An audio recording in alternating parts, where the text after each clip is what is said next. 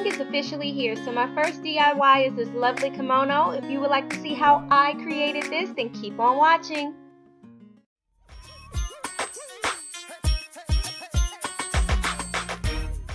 Springtime is here, but I needed something to spice up this boring outfit.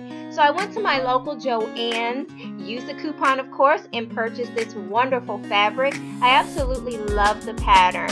I ended up spending $11 for 1.5 yards. With this beautiful fabric, you're also going to need a couple of things. A measuring tape for one, you must have this. Some needle and thread.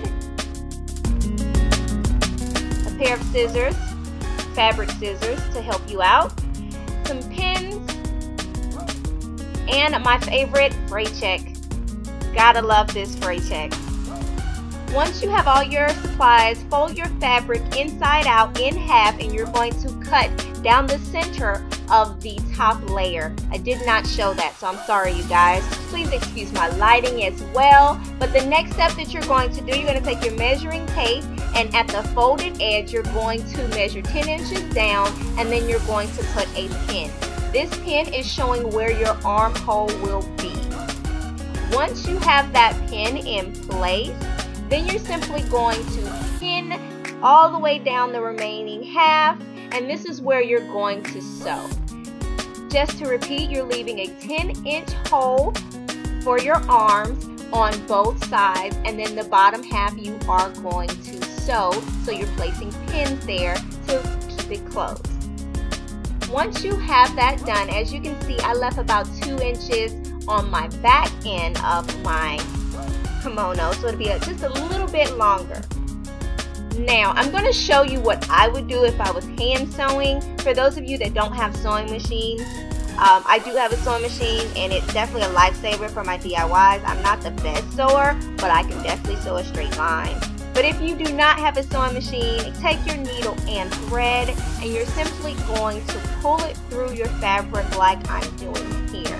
I double knotted my thread at the end, so that way it doesn't pull all the way through the fabric, and you want to triple knot it or loop it at the end when you're finished.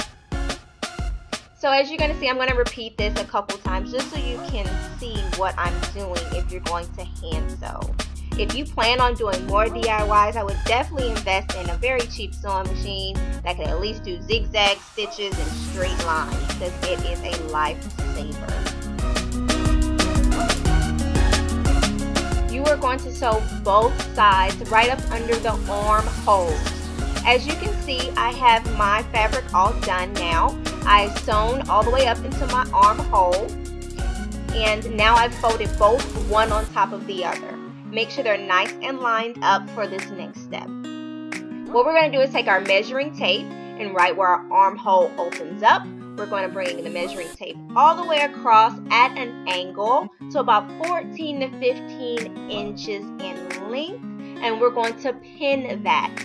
One at the 1 mark and the other one at the 14 or 15 inch mark, so that way you'll know where you're going. Because next you're going to simply cut from one pin to the other pin as straight as you possibly can, like so. Once this is done, all you have to do is take this wonderful Fray Check and go along all cut edges to make sure that none of your edges fray. That's the armholes on both sides, the cut in the middle where you're going to place your body, as well as your bottom edges.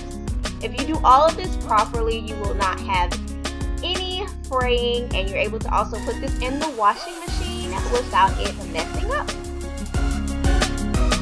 And this is the final result. I absolutely love this kimono. It's nice, bright, airy, and flowy, and it's going to be great with my spring and summer wardrobe.